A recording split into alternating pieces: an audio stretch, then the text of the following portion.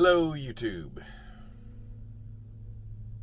So, I said I was going to go over bridge law and scaling, and I went and got a whiteboard, and freight's dead. So, I have nothing better to do than go over bridge law and scaling. And that's what we're going to do today in class. So, now comes the fun part. All right, so I'm not quite sure how I'm going to do this because I don't have anywhere to hang my board.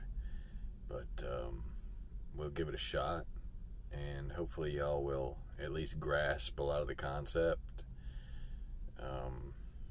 So, first off, I gotta say, bridge law is, you can't get around bridge law. I mean, you can dodge scales and do other stupid things like that, but you get caught, the fines can be pretty hefty, and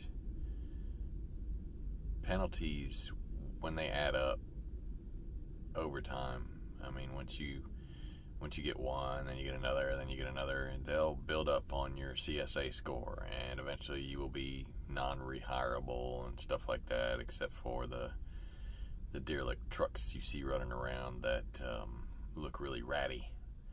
And I wouldn't really want to work for somebody like that, would you? Would you really? Not me. So I got this pamphlet. I actually transferred this to my phone with my other phone with the cool NFC thing. So what I need to do is put a link in there for this pamphlet or get one. So this is what you need to look for. Let's see if we can get it in focus here. Bridge formula weights. Okay, and this pamphlet will tell you everything you need to know about bridge formula weights. And if you follow this, you can pretty much be guaranteed that you will be able to cross through any scale and not have to worry about anything unless there's something peculiar going on in the area. Alright, this demo here, well, you can do the spread here and not cause any problems. This is why they made bridge law, because you have a shorter trailer with a heavier weight, with the same amount of weight. The shorter the trailer, the more damage, the more damage you're going to cause to this bridge. So when you spread the weight out, there's no damage to the bridge. But because bridges can only hold a certain amount of weight, you have to follow this law, or you can end up in a ravine or other places. So we're going to go over this, and this thing will actually cover, and there's a chart here too. Come on now, work with me. Alright, let's try it this way. There's a chart here as well, and we're not doing anything, are we? Oh, I'm at the end. Okay, so this chart, focus baby, this chart right here is what you need. It has a spread over here. You got 1 axle, 2 axle, 3 axles, etc. Okay, and the amount of feet between the axles is here. So you use this chart to determine whether or not your spread from your steers to your drives is good, which is the 3 axle column. Hello, you're focusing on my other. And then you use the 4 axles. I'm just doing this for dry van, so if there's anybody out there right now that is doing it for something else, just use this as an assist, I guess. I don't know. So you got, quit focusing on my face and focus on what I'm looking at here. Come on now. And then you got the 4 axle spread. So 4 axles, you can run anywhere. I always set mine at 41 feet, okay? And you can do 4 axles at 41 feet, the max is 69,500. But what you got to understand is the 69.5 takes off from the 80,000 max. As I said before, 80,000 max, that's all you get. You do get a 500-pound leeway for your APU. Things to note on that is the 500-pound max does not add 500 pounds to the 80,000 pounds. You cannot have 80,500 pounds. You can only have 80,000 pounds. The APU I know in the state of Georgia, and I can almost guarantee it's in every other state, if you have an APU, and if there is a leeway for the APU, you have to have the paperwork, and it has to be running. If you get an officer that is having a bad day or is just really book specific, he will ask you for the paperwork for that APU, and he will make sure that it's running. Just those of you that don't use them, if it's broken, you better get it fixed. If you don't use it, you got 500 pounds of dead weight if it's broken. If you don't use it, remember, you got to turn the vehicle off. At least on mine, you got to turn the vehicle off for the APU to run. Okay, so at 41 feet, your max weight is 69.5, but you got to understand, you've got to take 69.5 off the 80,000 pounds. So you only have 11,500 that you can put on your steers. Most of the time, that's not a problem. Mine float anywhere from 11.5 to right at 12, but I don't ever have 69.5 on my drives and my rear tandems majority of the time. Now,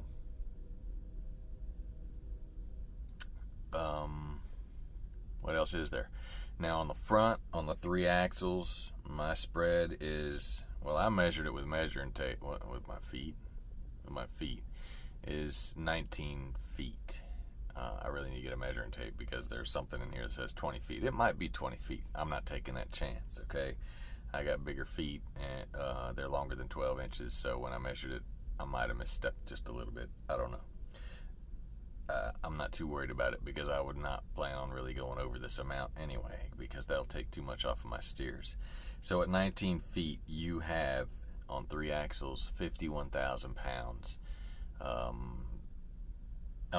50,000 pounds allowable between the steers and the drives. So if you have 12.5 on your steers because you have full tanks of gas, mine are rated for 12.5. That's all I can haul, depending on what your tire weights are rated for. So the tire weights on mine are 6250, which between the two of them is 12.5. So if you got a 50,000 pound between 19 feet, you take the 12.5 off the 50,000, and you can only have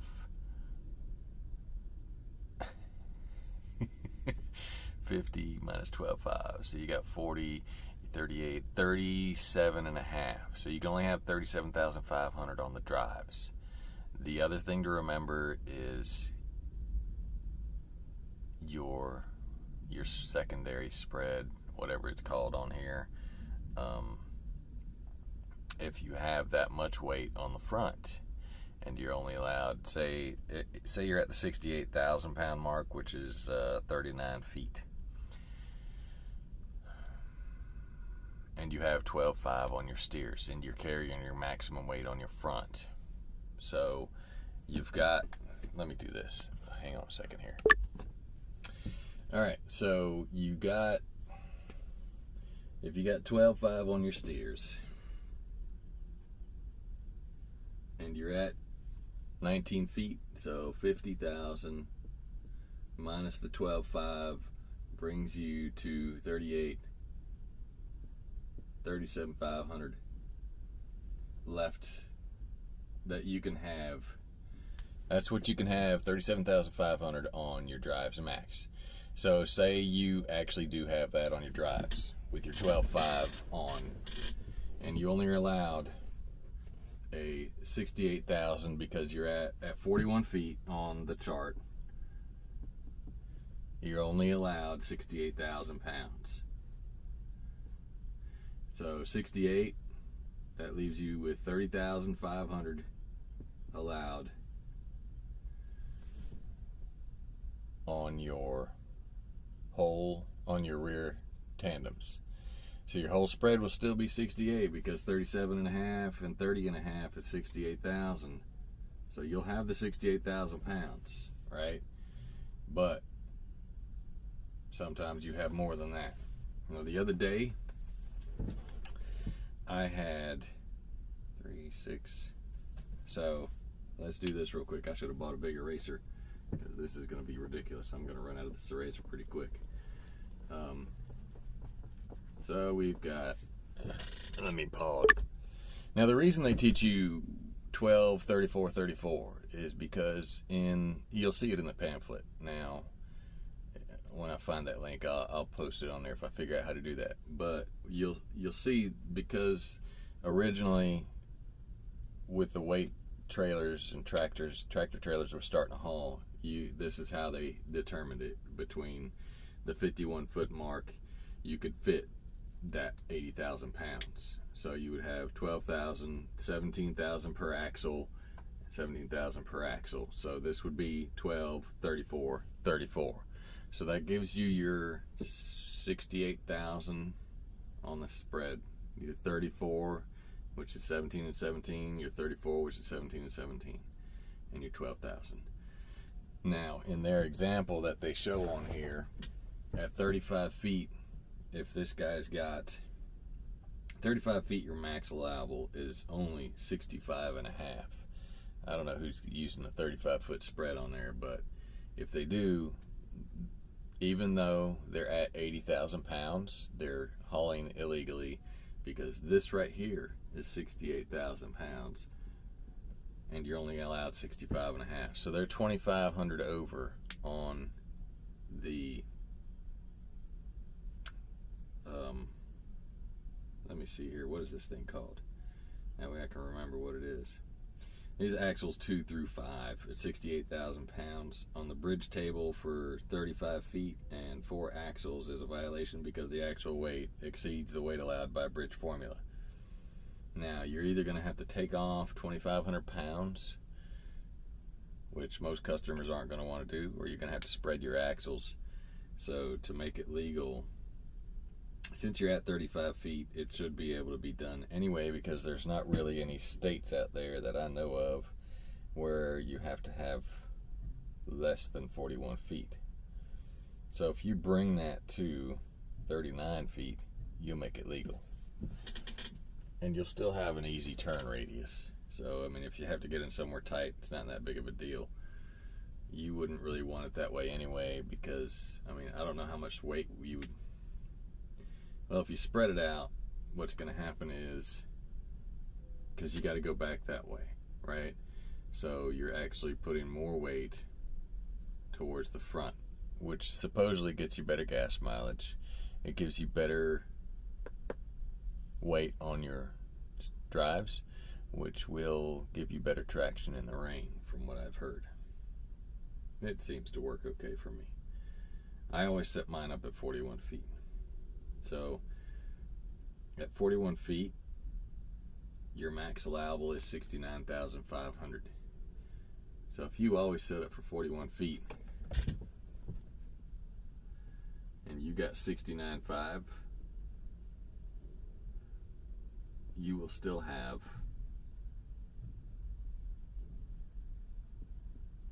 the only problem with this is if your front end's always heavy, you'll only have 10,500 for your front.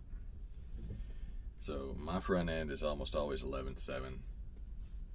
So you got a 80,000 minus 11.7. And this is a new Freightliner Cascadia P4. With a full tank, well, actually, you know what? Let me do that way. With a full tank, I'm at about 11.9. So we're right at the 12 mark. So I only have 68,100 to play with on my rear spread. So that's one other thing you got to remember. As long as you're there, though. I mean, I had one the other day. Let me show you real quick. I'll wipe this off. Okay, so my first weigh, and this is hauling like really heavy, right at 44,000, 42 to 44,000 pounds is what I was doing. So when I picked it up, went to the first cat scale I got to. So my drives, were 11,820. Steers, what? Seriously? Okay, so my steers were 11,820. Drives were 34.20, and tandems were 36.5. and it was a total of 78, 740. All right, I only had one notch to go, so there's not much I could do with that. Technically, that's still a legal load, because this right here, your spread here, you're good here, and your spread here is 42, 11, 8, 20, 41, 42, 4, 5, 6, what? 8, 9, 10, 11, 12. Okay. Your spread there was 42, 240. So, and at 19 feet, you can have 50,000 pounds. 20 feet, you can have 51,000 pounds.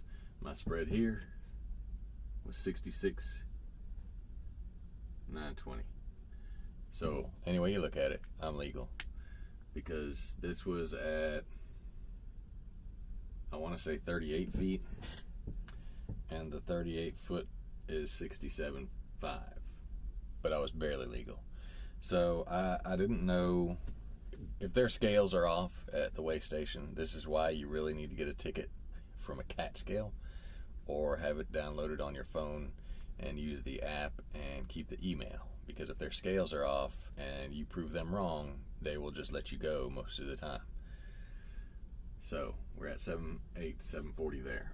This one here ended up being, and this will happen sometimes, which I don't quite understand, but you know, depending on how you're sitting on the scale, that's supposed to be an 8 people. All right, I had, when I moved it up one notch, you're supposed to get like 250 per notch. So this one went down quite a bit more, right? Because it was 36.5. That might have been the one where I had 5 notches. But it didn't matter. So I only lost 40 pounds here, so I'm still legal there. And that made that 42, 43, 580. Still legal there, because I got 50,000 pounds, so I'm 6,000 pounds difference there. I was right about the same, because I didn't lose that much weight or gain that much weight. 1,300 pounds in this one. And this can happen if you have a heavy pallet right on where you put your tandems, and then you move it one direction or the other. You can actually move a lot of weight, and that can happen. I've heard of one other guy having that happen to him. So, and this was here, the 31 and the 35 was 66, 860. So I lost 60 pounds here, right? So, whatever, I ain't gonna want that. I lost 60 pounds on the rear, and I gained, between the drives and steers, I gained 1,340 pounds. So you can tell there was some weight right there above that first notch, whatever that is. I think it's 38 feet. I'm not sure. I know it's a few more feet in front of the 41, but it was as far up as I could get it. So not enough weight on my drives for it to be comfortable with. I mean, it is in the rain. You're going to feel it a little bit more on the bounce, but other than that, it was legal. So, Georgia scale, I've spoken with a DOT officer, and since this is bridge law, there's really not much they can say about it. I mean, if you go to a state where you actually find out they're a little bit more picky, my suggestion is look up the state, because some of them have certain policies grandfathered in. I don't know what else to say on this, so it should be pretty self-explanatory. I'll try and get find a link for this and post it on there, but it's called what is this called? Bridge Formula. Like I said before, Bridge Formula weights from August 2006, and the one I have was revised in May of 2015 by the Federal Highway Administration. And there's not much change on it, but this thing has all the axles and the spreads. It goes from 2 axles to 9 axles, and it gives you the weight formula solution of the W equals 500 and bracketed. The formula, it's, you know, it tells you all that stuff.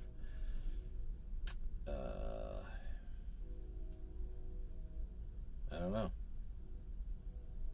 It'll also show you, there's also one in there where it shows you where you got a 3 axles in the rear and a little bit wider spread maybe. So the more your tandem axle weight on 2 or more consecutive axles whose centers are spaced more than 40 inches apart but not more than 96 inches apart. Federal tandem axle weight limit on an interstate system is 34,000 pounds. Single axle, federal single axle weight limit on the interstate system is 20,000 pounds. And the Georgia officer I spoke with said they actually give 40,000 pounds on the axles, and that's got to be for the deals, and then like 20 on the front. But you can't have 20 on the front if you're only rated for 12.5. You're going to have a blowout and some serious damage going on there. So that being said, I don't know what else to tell you on that. I mean, if you're at like 36,000 on one of your axles, don't panic, but try and get it balanced out better. And just don't go over the 68 or whatever that shows. I mean, I'll tell you right now, you've got, according to bridge law, but, you know, don't quote me on this. Get your own pamphlet. That way you'll have proof. I hold no responsibility for any tickets you get because you went by what I said. But I mean, I'm looking at what the bridge weight law says. All right.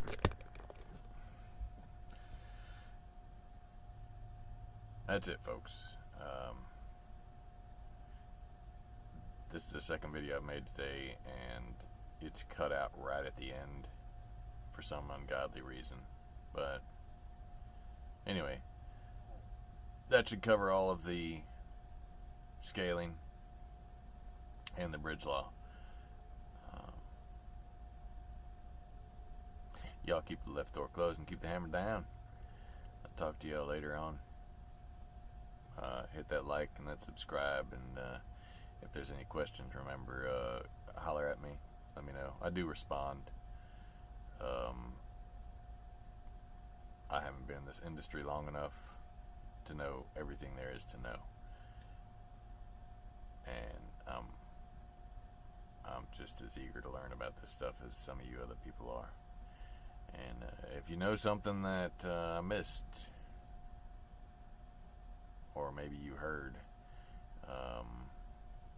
leave a comment as well. Let me know. Alright, so y'all take it easy.